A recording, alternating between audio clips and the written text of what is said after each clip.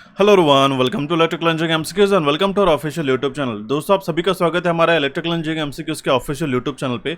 आज के सेशन के अंदर हम लोग गाइस आपके अपकमिंग एग्जामिनेशन RUNL JEN 2025 के लिए प्रीवियस ईयर क्वेश्चन पेपर को एनालाइज करने वाले हैं। काफ़ी इंपॉर्टेंट सा सेशन रहने वाला है आपके आने वाले राजस्थान राज्य विद्युत उत्पादन निगम लिमिटेड के द्वारा जो JEN की वैकेंसीज 2025 के लिए जो बहुत दिनों से पेंडिंग थी, उसके लिए जो रिक्रूटमेंट आ चुका गाइस, उसके लिए सबसे पहले तो हम लोग ये पेपर को एनालाइज करना। ठीक है, अब देखिए प्रीवियस पेपर का हमारा एक सेशन नंबर 1 रहने वाला है। हमने सारे के सारे क्वेश्चन जो है हमारे मेमोरी बेस्ड क्वेश्चन जितने भी हमसे अच्छी तरीके से और एक्यूरेटली रिट्राइव हम लोग कर पाए, वही हम लोग डिटेल में आपके साथ पढ़ रहे हैं। इसलिए हमारा एक सेशन 1 रहेगा, सो दैट आपको हर एक क्वेश्चन को अच्छी तरीके से समझ के उसके कॉन्सेप्ट, उसके रिलेवेंट थ्योरी और जो IBPS आपको जो क्वेश्चन पूछता है, ठीक है, वो भी आपको समझ में आएंगे और आपको ये पता लगेगा कि किस तरीके से आपको इस साल IBPS क्वेश्चन पूछ सकता है। अब देखिए, एक चीज़ मेंशन करना चाहता हूँ गाइस, अगर आप चैनल पे फर्स्ट टाइम विजिट कर रहे हो तो चैनल को सब्सक्राइब करके नोटिफिकेशन बेल पे क्लिक करके ऑल पे क्लिक कीजिएगा, सो दैट आपको टाइमली अपडेट्स मिलते रहे। रिसेंटली अगर हम लोग देखना चाहते हैं, इसका अगर सिलेबस की अगर हम लोग बात करते हैं, ठीक है, कि जो JEN का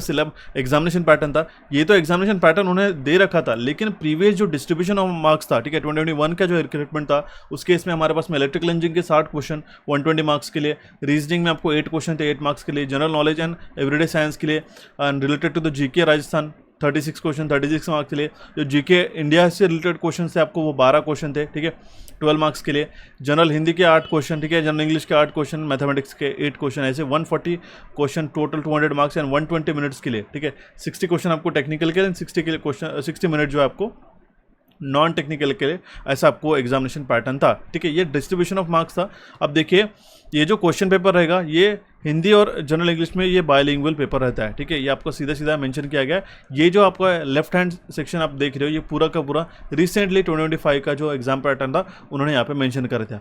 जस्ट इतना जो पोर्शन है, ये जो डिस्ट्रीब्यूशन ऑफ मार्क्स था, ये हम लोग प्रीवियसली लेके चल रहे हैं। ठीक है, तो आपको ये बात समझनी होगी, अगर इसका और भी अपडेट आता है, इन्फॉर्मेशन हैंड आउट आता है, तो उसके अकॉर्डिंगली आपको प्रिपेयर करना रहेगा। लेकिन आपको पर्टिकुलरली मेंशन किया गया है राजस्थान का GK जो है आपको यहाँ से पूछा जाने वाला है। ठीक है, तो ये था हमारा एग्जामिनेशन पैटर्न। अभी देखिए, बहुत सारे बच्चे, अब क्योंकि हमारे पास जो क्वेश्चंस पूछे जाने वाला है, ये हमारा मैक्सिमम वेटेज जो है, हालांकि हमारे टेक्निकल क्वेश्चन पे तो है, लेकिन हमारे पास एक बाइफरकेटेड नॉन टेक्निकल के सेक्शंस काफ़ी ज़्यादा है, जिसमें टोटल 5 सब्जेक्ट्स है। तो इसके लिए हमारे कैपिट्यूड्स के एप्लीकेशन पे एक डेडिकेटेड कोर्स लॉन्च हो चुका है गाइस, ठीक है, जिसके अंदर reasoning and mental ability, mathematics, GK and everyday science, general Hindi and general English के सेशन आपको देखने को मिलेंगे स्पेशल टेबल्स एंड चार्ट्स के द्वारा। ये पूरा का पूरा IBPS बेस्ड हमारा कोर्स है, कैपिट्यूड्स के एप्लीकेशन पे अवेलेबल है गाइस। एंड अगर आप आज ही ज्वाइन करते हो, जिसका जो हमारा होली ऑफर था, ठीक है, 14 तक था, 14 मार्च तक, तो आज के दिन के लिए पूरा एक्सटेंड हो चुका है। अगर आपने उसको मिस कर दिया होगा तो आज ही एप्लीकेशन डाउनलोड करके आप उस ऑफर्स का फ़ायदा ले सकते हो। ठीक है, साथ साथ अगर आप उसको प्रीवियस ईयर की ई-बुक्स भी चाहिए होगे, तो ये हमारे पास ई-बुक जो है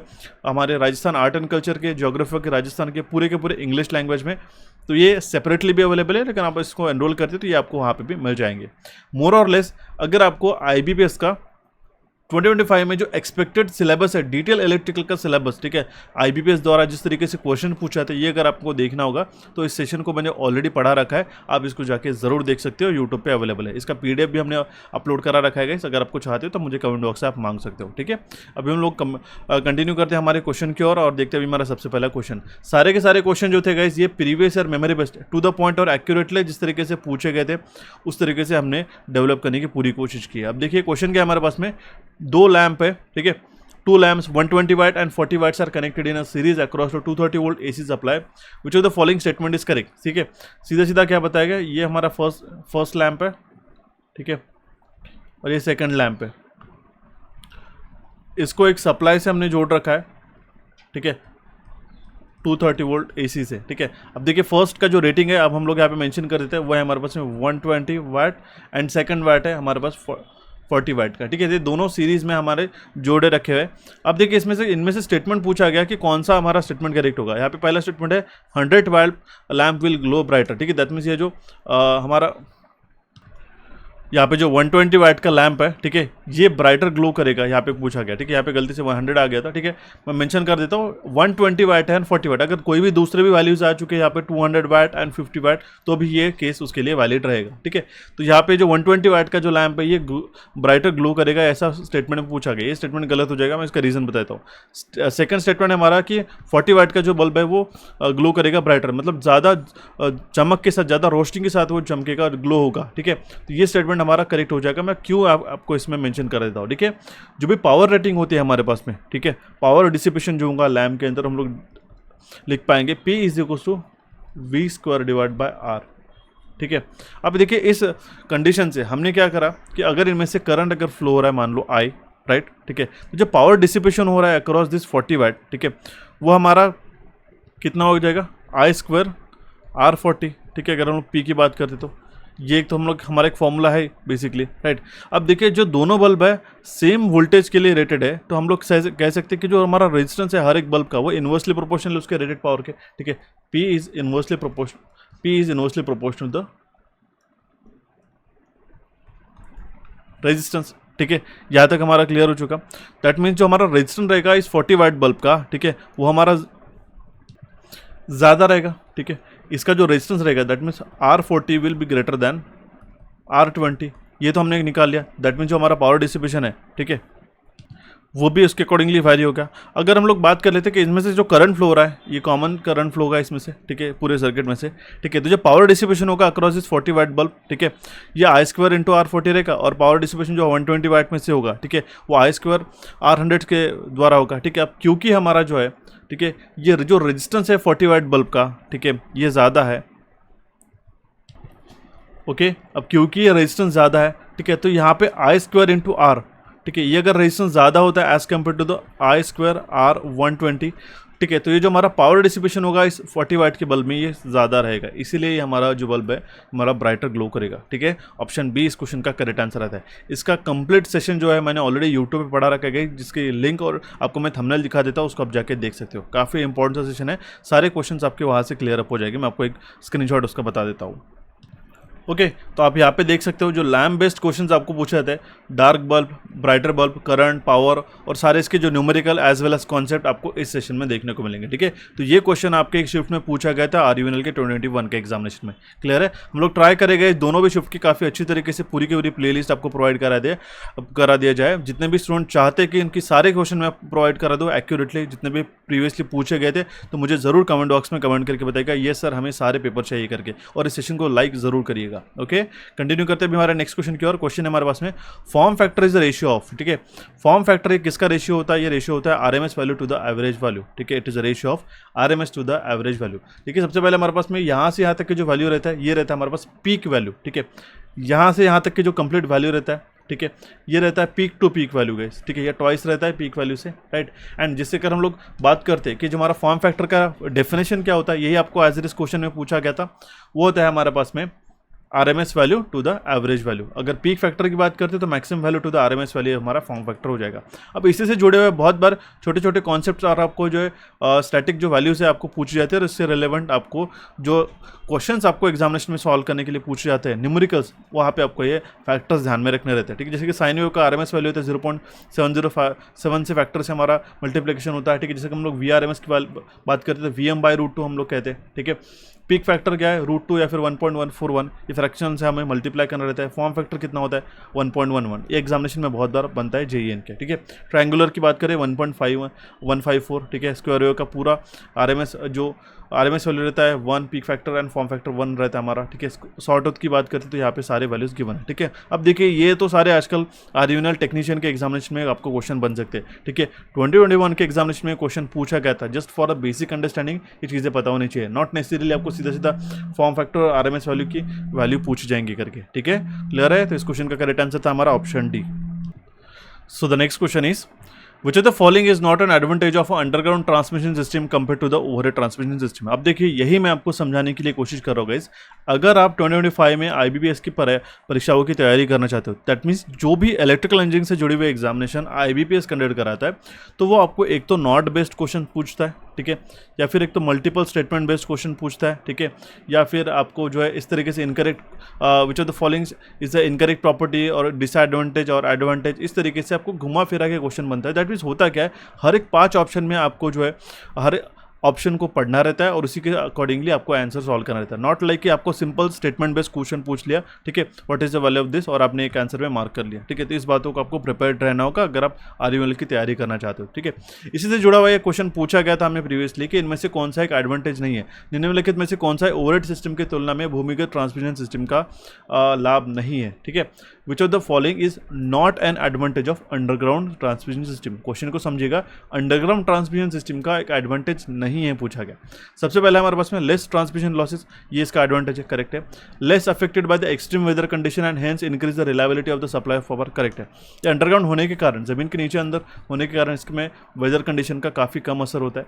reduce visual impact due to the being below to the ground, ठीक है। अब देखिए जिस तरीके से हमारे पास ओवरहेड ट्रांसमिशन लाइन, ठीक है, इसमें जो है नीटनेस और एस्थेटिकली हम लोग जो कहेंगे, ठीक है, कि जो क्लीन दिखने के लिए होगा वो तो हमारा अंडरग्राउंड केबल सिस्टम रहेगा, ठीक है। दैट मीन्स विजुअल इम्पैक्ट, और इसमें बिलो द ग्राउंड होने के कारण ये हमारा एक एडवांटेज बन जाता है। Interference with the telephones line, ठीक है। अब देखिए अगर हम लोग बात करते हैं ओवरहेड ट्रांसमिशन लाइन में जो टेलीफोन लाइन्स होते हैं उसमें काफ़ी ज़्यादा इंटरफेरेंस हो सकता है, ठीक है। इसीलिए हम लोग ये कहेंगे कि जो interference with the telephonic line ये अंडरग्राउंड केबल में नहीं आता है, इट इज़ एब्सेंट। इसलिए इसका करेक्ट आंसर आ जाएगा हमारे पास ऑप्शन डी।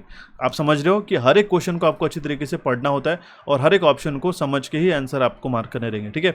नेक्स्ट हमारे पास में radio EMF electric and magnetic field and hence eliminates potential health issues can be used in highly congested areas, correct है। ये तो हमारा अंडरग्राउंड हाईली कंजेस्टेड एरिया में भी हम लोग इसको एस्टैब्लिश कर सकते हैं, ठीक है। ये भी बात आपको समझनी रहेगी, ठीक है। ये क्वेश्चन आपको पूछा गया था। नेक्स्ट क्वेश्चन आपको पूछा गया था गाइस, हमें देखिएगा, calculate the voltage induced in the armature winding of a 4 pole wave wind DC machine having 500 conductors and running at 1000 RPM। The flux per pole is 30 milliweber, ठीक है। एक 500 कंडक्टर वाली तथा हमारे पास जो 1000 RPM है, ठीक है, वहाँ पे रन होने वाली मोटर जिसमें फ्लक्स पर पोल 30 मिलीवेबर्स है, ठीक है, 4 पोल्स की मशीन है, वेव वाउंड DC मशीन है। तो हमें वोल्टेज कितना इंड्यूस हो रहा है ये हमें क्वेश्चन में पूछा गया था। सारे वैल्यूज हमारे पास ऑलरेडी गिवन है। इसके लिए जो जनरेटेड वोल्टेज का फॉर्मूला रहता है EG is equal to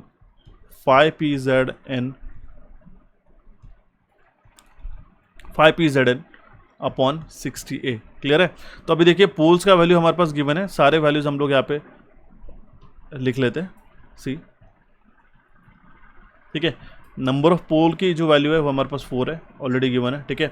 wave wound होने के कारण, ठीक है, वेव वाउंड होने के कारण ए का वैल्यू जो हमारा 2 रहता है, ठीक है। बाकी तो हम लोग वैल्यूज यहाँ पे सब्स्टिट्यूट कर सकते हैं। फ्लक्स का वैल्यू है 30 into 10⁻³ into pole which is given as 4 into Z। Number of conductors कितने हमारे पास में 500, ठीक है, इंटू N 1000 RPM पे रन हो रहा है, डिवाइडेड बाय हम लोग करेंगे 60 इंटू 2।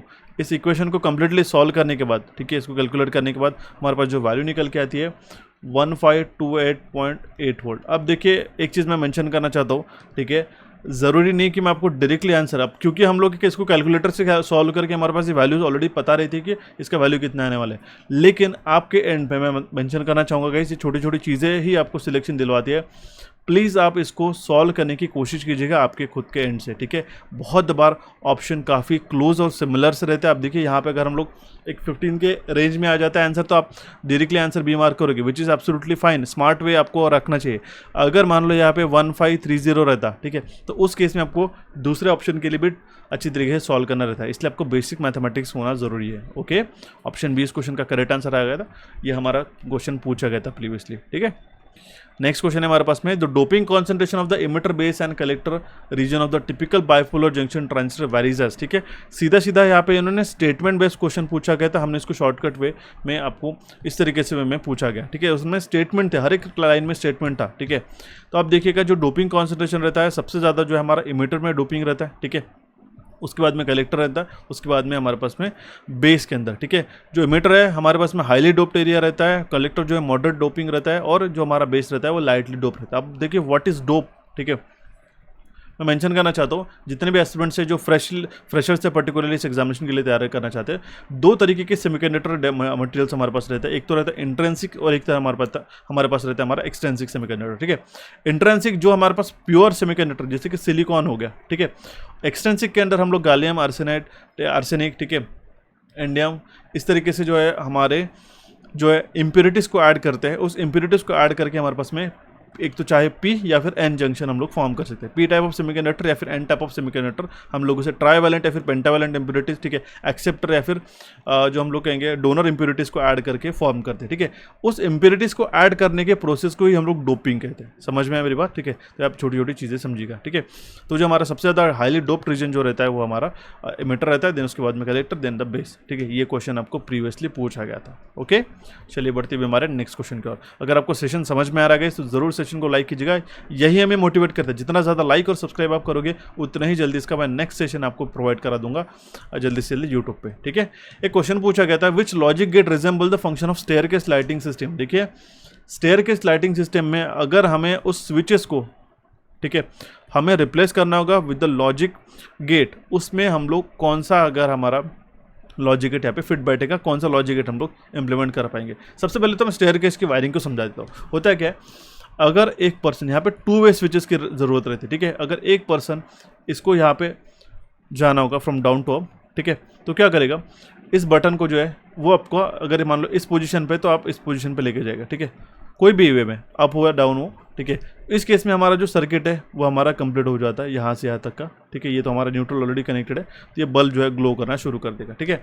अब देखिए इस पर्सन की जो फाइनल पोजीशन अगर यहाँ तक आ चुकी है, ठीक है, तो what he has to do, अब वो क्या करेंगे, ठीक है। अब ये सर्किट कंप्लीट है, इसको स्विच को ऑफ करने के लिए इस पोजीशन पे लेके आएंगे, ठीक है। तो दैट मीन्स अगर आप समझ सकते हो इस पोजीशन पे लेके आते तो क्या ये सर्किट कंप्लीट हुआ क्या, नहीं, ठीक है, क्योंकि फेज का कनेक्शन ही नहीं मिला, इसलिए हम लोग इसको स्टेयरकेस लाइटिंग सिस्टम में इसको इंप्लीमेंट कर सकते हैं, ठीक है।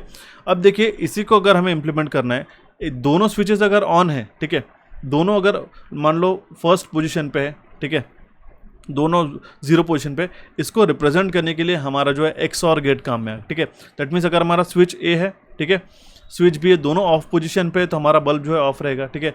एक अगर ऑफ है एक ऑन में, तभी जाके हमारा बल्ब जो है ग्लो होता है, ठीक है। दोनों सेम पोजीशन पे रहते हैं, ठीक है, दोनों अगर ऑफ रहते हैं तो भी हमारा ऑफ मिलता है, दोनों अगर ऑन भी रहते हैं तो भी हमारा जो है बल्ब है ग्लो नहीं होगा। लेकिन दोनों में से अगर कोई भी अगर एक जो है हमारा बल्ब ऑन होता है, बेसिकली स्विच ऑन होता है, तभी जाके हमारा आउटपुट 1 मिलता है। और ये किसके साथ रिजेंबल करता है गाइस, ये XOR गेट के साथ रिजेंबल करता है, ठीक है, जिसका एक्सप्रेशन भी आप देख सकते हो, ठीक है। Y is equal to A bar B add with A B bar, ये इसका एक्सप्रेशन रहता है XOR का। समझ रहे हो किस तरीके से 2021 में भी क्वेश्चन आपको इस तरीके से डिटेल में पूछे गए थे, इसी तरीके से आपको तैयारी करनी रहेंगी। Option E will be the correct answer in this case. तो the next question is what is the full form of EEPROM, ठीक है। ये हमारा कंप्यूटर अवेयरनेस का एक सेशन है गाइस, ठीक है। अगर आप उसको भी देख लोगे यूट्यूब पे, कैपिट्यूड्स के यूट्यूब चैनल पे अवेलेबल है, तो सारे के सारे कंप्यूटर अवेयरनेस के टॉपिक कवर अप हो जाएगा, ठीक है। 3 आवर प्लस 1.5 आवर्स पूरा का पूरा इतना समय दे दीजिएगा, एक बारी में आपका पूरा कंप्यूटर अवेयरनेस कवर अप हो जाता है। अब देखिए इवेंचुअली ये क्वेश्चन भी आपको पूछा गया था, इसलिए हम लोग डिस्कस कर रहे हैं। दो तरीके की मेमोरी रहती है, primary and secondary memory computers के अंदर। ROM जो रहता है वो रहती है हमारे पास नॉन वोलाटाइल मेमोरी, ठीक है। और जो रैम रहती है रैंडम एक्सेस मेमोरी, ये रहती है हमारे पास वोलाटाइल मेमोरी, ठीक है। अब देखिए वोलाटाइल का मतलब क्या है, अगर आपने सिस्टम को ऑफ कर दिया तो उसके अंदर का जितना भी डेटा है, अगर आपने पावर ऑफ कर दिया तो डेटा उसके अंदर का इरेज हो जाएगा। लेकिन अगर आपने ROM के अंदर डेटा फीड करके रखा होगा तो सिस्टम को अगर आपने ऑफ भी करके रखा है, ठीक है, तो भी आपका जो data as it is written करेगा। जिसमें EEPROM का फुल फॉर्म पूछा गया था, जो है हमारा erasable programmable read only memory, ठीक है, EEPROM जिसको हम लोग कहते हैं, ठीक है। इसको हम लोग देखिए ROM को जो जनरली अगर हम स्टैंडर्ड ROM की बात करते हैं, इसको हम लोग इरेज नहीं कर सकते। मैन्युफैक्चरिंग करते टाइम जो मैन्युफैक्चरर होता है वो एक बार उसके अंदर प्रोग्राम फीड कर देता है, उसके बाद हम लोग एडिट नहीं कर सकते। लेकिन erasable programmable read only memory के अंदर उसको थ्रू द इलेक्ट्रिकल सिग्नल उसको हम लोग इरेज करके रीप्रोग्राम कर सकते हैं, ठीक है। तो ये क्वेश्चन हमें पूछा गया था। Let's move on to the next question. Question is, ये क्वेश्चन आपको रिलेवेंट था और आपको इसी से जुड़ा हुआ क्वेश्चन पूछा गया था, एक वैल्यू न्यूमेरिकली पूछा गया था सैग से जुड़ा हुआ, तो आपको सारे टॉपिक आपको प्रिपेयर होने ज़रूरी है। Question is 132 kV transmission line has the following data, WT weight of the conductor is 680 kilogram पर kilometre, length of the span is 260, ultimate strength कितना है 31 किलोग्राम, 3100 किलोग्राम है, इसका सेफ्टी फैक्टर है 2, तो हमारा सैग कितना होगा हमें पूछा गया। बच्चों को यही नहीं पता रहता कि सर सैग क्या होता है, कंडक्टर का जो स्पैन क्या होता है, उसी से जुड़ा हुआ रिसेंटली SSC में भी क्वेश्चन पूछा गया था 2024 में, तो वो आपको मैं बताता हूँ। ये जो पॉइंट ऑफ कंडक्टर रहता है, ठीक है, पॉइंट ऑफ सपोर्ट, यहाँ से लेके एक पॉइंट ऑफ सपोर्ट से लेके दूसरे पॉइंट ऑफ सपोर्ट तक का जो डिस्टेंस रहता है उसको हम लोग कहते हैं स्पैन, ठीक है। ये जो झुकाव रहता है आपका, ठीक है, इस तरीके से, ठीक है, ओके, ये कहलाता है हमारा सैग। और इस lowest point of conductor to the point of ground, ठीक है, उसके बीच का जो डिस्टेंस रहता है उसको हम लोग कहते हैं ग्राउंड क्लियरेंस। आई बात मेरी समझ में? तो ये समझना है। तो हमें क्या निकालना है, ये सैग निकालना रहता है, जिसका सैग का फॉर्मूला क्या रहता है, WL²/8T। क्लियर है? अब देखिए इस केस में हमारे पास में जो है हमें टेंशन की बात है, ठीक है, ये जो टेंशन का वैल्यू हमें निकालना होगा, ठीक है, T will be equals to, अब देखिए इसको निकालने के लिए हमारे पास अल्टीमेट स्ट्रेंथ भी बताया गया और सेफ्टी फैक्टर भी बताया गया, ठीक है। ये होता है ultimate strength divide by safety factor, ठीक है। अल्टीमेट स्ट्रेंथ कितना हमारे पास में 3100 है, डिवाइड बाय हमारा सेफ्टी फैक्टर है 2 which is given as 1550 kg, ठीक है। ये काफ़ी कॉमन सा क्वेश्चन है बेसिकली, ठीक है, जिससे हम लोग सैग निकाल पाएंगे। Sag will be equals to, weight है हमारे पास 680, देखिए। तो यहाँ पे थोड़ा सा कैच होता है आपके लिए, 680 किलोग्राम पर किलोमीटर है, लेकिन आपका जो लेंथ स्पैन है वो 260 मीटर है, तो हम लोग उसको कन्वर्ट कर देंगे, ठीक है।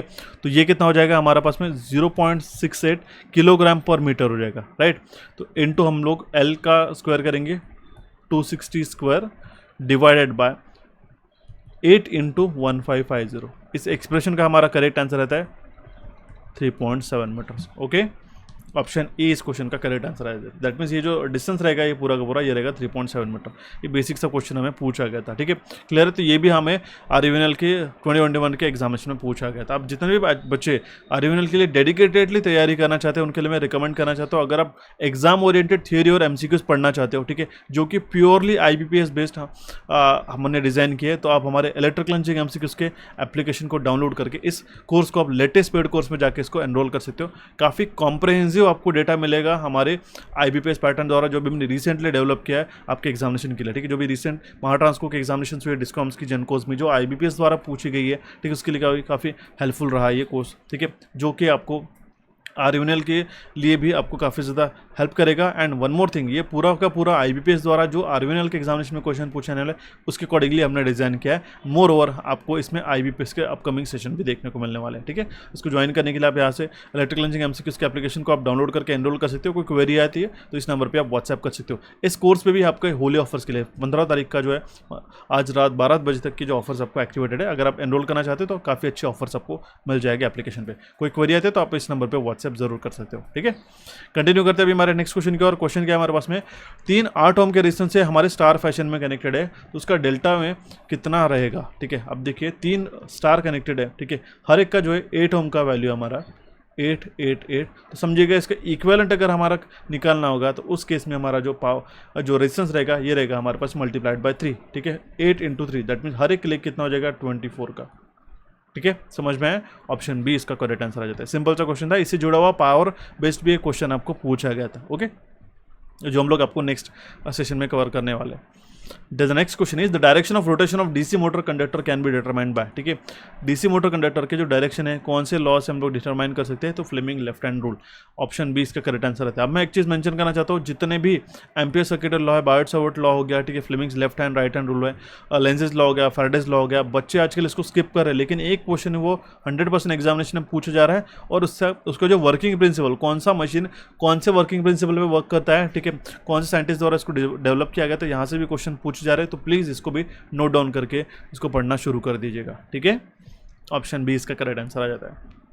द नेक्स्ट क्वेश्चन इज हमें डेसिमल टू बाइनरी में कन्वर्ट करने के लिए पूछा गया था, एक वैल्यू जो थी वो 453 हमें पूछा गया था। अब देखिए इसका भी सेशन हमने एक नंबर सीरीज का सेशन कैपिट्यूड्स के यूट्यूब चैनल पे अवेलेबल है, अगर आपको नहीं मिलता तो कमेंट बॉक्स में जरूर कमेंट कीजिएगा, मैं आपको लिंक डिस्क्रिप्शन बॉक्स में प्रोवाइड कर दूंगा और साथ साथ आपको कमेंट बॉक्स में दे दूंगा। वहाँ पे आपको binary to decimal, octal, hexadecimal, ठीक है, decimal to binary, binary to octal, octal to hexa, ये सारे कन्वर्जन मैंने आपको सिखा दिया। अब देखिए आपको binary basically decimal to binary में पूछा गया। बाइनरी का बेस रहता है 2, जिसमें सिर्फ 2 ही डिजिट रहते हैं, एक तो रहता है 0 या फिर 1।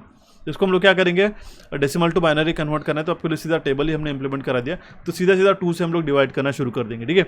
अगर हम लोग 2 को डिवाइड करते हैं 453 से, तो 226 × 2 विल बी 452, रिमाइंडर आया 1। अगर उसको डिवाइड करेंगे 2 से, ठीक है, 226 से, 113 × 2, रिमाइंडर हमारा 0 आया, ठीक है। 113 को 2 से डिवाइड करेंगे तो 56 × 2 112 हो जाएगा, रिमेनिंग कितना रहेगा 1। 56 को 2 से डिवाइड करते हैं तो 28 × 2 = 56, रिमाइंडर आया 0 हमारे पास, ठीक है। 28 को फिर से तो 14, यहाँ पे हमारा रिमाइंडर 0, 14 को हम लोग फिर से 2 से डिवाइड करते तो रिमाइंडर आया हमारे पास में 0, ठीक है। इसको इक्वली डिवाइड हो पाएगा कि 7 से नहीं, 3 2 6, रिमाइंडर आया 1, ठीक है। 3 को फिर से हम लोग 2 से डिवाइड करते हैं, ठीक है, तो ये कितना आएगा हमारे पास में 1 को हम लोग डिवाइड कर पाएंगे क्या, नहीं, इसलिए हमारे पास में रिमाइंडर 1, ये भी हमें काउंट करना रहता है, ठीक है। तो हम लोग इसको बॉटम अप अप्रोच से लिखना शुरू करते हैं, 1 1 1 0 0 0 1 0 1, ठीक है, टू द बेस 2, ये हमारा करेक्ट आंसर निकल के आता है। ओके, ऑप्शन सी इसका यहाँ पे करेक्ट आंसर आता है। तो ये आपको क्वेश्चन पूछा गया था, तो आपको जो नंबर सिस्टम के कन्वर्जन भी अच्छी तरीके से ध्यान में रखने रहेंगे, ठीक है। बढ़ते भी हमारे नेक्स्ट क्वेश्चन की ओर। Question is, if the 3 register each of a 47 ohms are connected in a parallel, तो the voltage across them will be dash, ठीक है।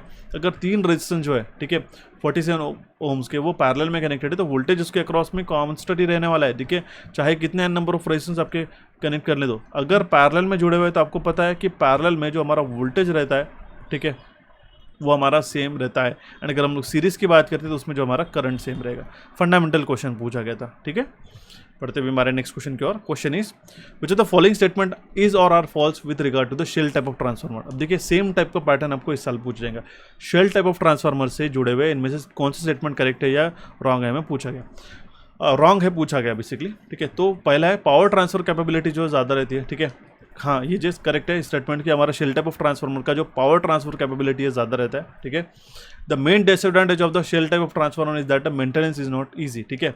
सबसे बड़ा ड्रॉबैक क्या होता है शेल टाइप ऑफ ट्रांसफार्मर का, कि उसका मेंटेनेंस ईजी नहीं होता। ये स्टेटमेंट भी हमारा करेक्ट है। लॉसेस आर हाई, ठीक है, ये हमारा स्टेटमेंट गलत हो जाएगा इस केस में, ठीक है। ध्यान दीजिएगा, अगर हम लोग बात करते हैं, ठीक है, core type of and shell type of transformer, उसका दोनों भी नंबर ऑफ मैग्नेटिक सर्किट की बात करते हैं तो शेल टाइप ऑफ ट्रांसफार्मर में 2 मैग्नेटिक सर्किट्स रहते हैं, ठीक है, जहाँ पे क्या होता है हमारे पास में एक क्रॉस सेक्शन ऑफ कोर, ठीक है,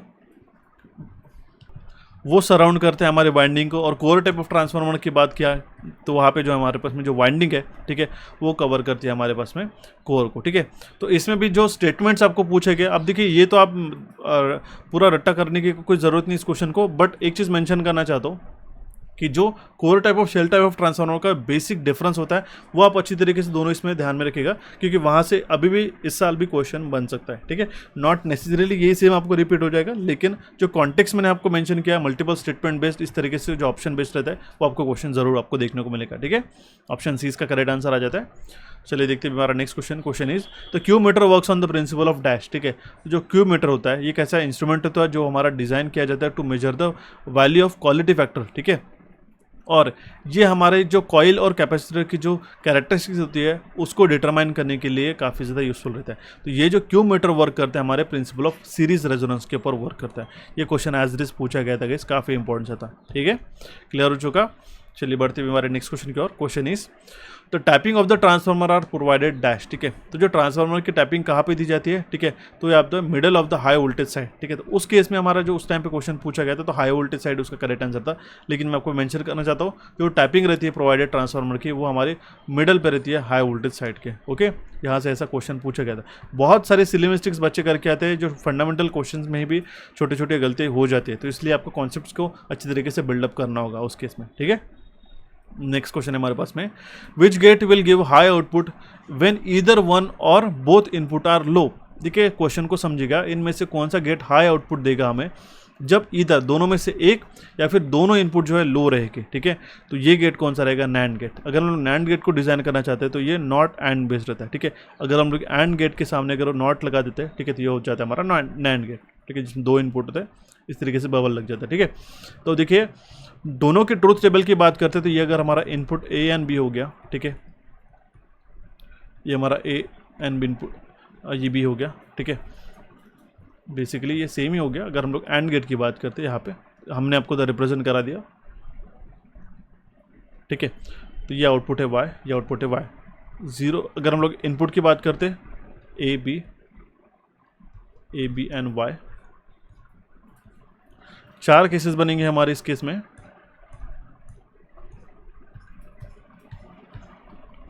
वाई राइट। अब देखिए AND gate and NAND gate में क्या होता है, अगर एंड गेट में यहाँ पे हमने जीरो इनपुट दे दिया, ठीक है, तो आउटपुट हमें जीरो मिलता है, ठीक है। दोनों में से अगर एक भी कोई भी वन होता है, हाई होता है, ठीक है, तो भी हमें आउटपुट जीरो मिलता है, ठीक है। अगर हमने ए को हमने हाई कर दिया और बी को हमने लो कर दिया तो भी हमें आउटपुट जीरो मिलेगा। ए एंड बी दोनों का अगर हमने हाई दे दिया तभी जाके हमें आउटपुट वन मिलता है, ठीक है। दैट मीन्स जब दोनों हाई रहेंगे तभी हमारा आउटपुट हमारा वाई रहता है। ये होता है एंड गेट की कंडीशन में, ठीक है, राइट। एंड नैंड गेट की कंडीशन में क्या होता है, नॉट एंड जिसको हम लोग कहते हैं, जो कि हमारा यूनिवर्सल गेट भी है, ठीक है। उस केस में अगर हमारे चार इनपुट है 0 0, चार तरीके के कॉम्बिनेशन होते हैं 0 0 0 1 1 0 एंड 1 1, ठीक है। तो 0 0 के कंडीशन में हमें आउटपुट 1 मिलता है, 0 1 के लिए भी 1 मिलता है, 0 1 के लिए भी 1 मिलता है, एंड 1 1 की कंडीशन में हमें 0 मिलता है। तो आप समझ पा रहे हो ये पूरा का पूरा कॉम्प्लीमेंट्री है, ठीक है, एक दूसरे के, ठीक है। दैट मीन्स अगर हम लोग देखते हैं ये ऐसा gate, that means NAND gate ही हमें आउटपुट हाई देगा, ठीक है। अगर हमारा दोनों इनपुट लो रहेंगे या फिर ईदर वन, ठीक है, ईदर वन जो है हमारा आउटपुट जो है हमारा लो रहेगा, ठीक है। तो इस केस में ऐसा भी हम लोग ऐड ऑन कर सकते हैं, बट नॉट द बोर्ड, इस तरीके से। तो जस्ट एक समझने की कोशिश कीजिएगा। ये हमारे पास ऐसे काफ़ी सारे क्वेश्चन होते हैं, प्रेजेंट है अभी भी हमारे पास। अगर आप चाहते हो as a for a practice दूँ आपको, तो मैं आपको वो भी क्वेश्चन दे दूंगा लॉजिक गेट के, ठीक है, जिसमें आपको स्टेटमेंट दिए जाते हैं। And I am 100% sure guys, ठीक है, कि इस साल भी ऐसे ही क्वेश्चन आपको पूछ जाएंगे, ठीक है। बहुत बार क्या होता है, फंडामेंटल क्वेश्चन को ही अगर आपको पूछे जाना रहता है तो उसको थोड़ा ट्रिकी लैंग्वेज में पूछता है, ठीक है। तो यहाँ पे हमारा करेक्ट आंसर आ जाएगा, जो है हमारा ऑप्शन सी, नैंड गेट इसका करेक्ट आंसर आता है, ठीक है। बाकी भी अगर वैलिड होते तो मुझे ज़रूर बता दीजिएगा, ठीक है। आई होप आपको ये क्वेश्चन समझ में आऊँगा। और जो हमने आज के सेशन में कुछ पार्ट 1 में कुछ प्रीवियसली पूछे हुए क्वेश्चन थे, वो आपको जो मैंने पढ़ाया वो समझ में आएंगे, ठीक है। अगर आप रीजनिंग कॉन्ट्स की अगर प्रैक्टिस करना चाहते हो गाइस, ठीक है, तो टेलीग्राम चैनल से जुड़िएगा कैपिटोड्स के, तो वहाँ पे हम लोग काफ़ी अच्छी तरीके से पोस्ट आपको देते रहते हैं, ठीक है। एक चीज़ मेंशन करना चाहता हूँ गाइस, अगर आपने टेस्ट पास को ज्वाइन नहीं किया होगा, ठीक है, तो कैपिटोड्स के एप्लीकेशन को डाउनलोड करके आप इसको ज़रूर एनरोल कर सकते हैं। काफ़ी इंटरेस्टिंग IBPS के क्वेश्चन आपको एज अ प्रैक्टिस करने के लिए मिलेगी। एंड अगर आपने RVNL JEN के कंप्लीट नॉन टेक्निकल कोर्स को अगर एनरोल नहीं किया होगा तो आप इसको जरूर एनरोल कर सकते हो। इस 15 तारीख आज लास्ट डेट है इसका होली ऑफर्स का, तो इसमें काफ़ी अच्छी तरीके से ऑफर्स आपको देखने को मिल सकते हैं, साथ साथ technical as well as non technical. तो दोनों एप्लीकेशन को डाउनलोड कर लेना गाइस, कैपिटोड्स एंड इलेक्ट्रिकल लंचिंग MCQs के एप्लीकेशन को। अगर आप आईफोन यूज़ करते हो तो आप इस नंबर पर व्हाट्सएप करके आईफोन के भी लिंक ले सकते हो, जिसमें मैं आपको रजिस्ट्रेशन प्रोवाइड करा दूंगा, ठीक है। बने रहेगा गाइस हमारे नेक्स्ट सेशन में और भी RVNL के जो प्रीवियस ईयर के क्वेश्चन थे उसको एक्यूरेटली हम लोग डिस्कस करेंगे। सेशन कैसा लगा ये तो हमें ज़रूर बताइएगा, लेकिन प्रीवियसली जितने भी सेशन हमने प्रोवाइड किए वो भी आपको जाके देखने होंगे। हमारे चैनल कैपिटोड्स और इलेक्ट्रिकल लंचिंग MCQs को यहाँ पे आप क्लिक करके सब्सक्राइब कर सकते हो गाइस। टेलीग्राम चैनल से जुड़े रहेगा so that important update timely मिलता रहे। So guys thank you for watching this session, have a nice day. मिलते हैं भी हमारे नेक्स्ट सेशन में जल्दी से जल्दी।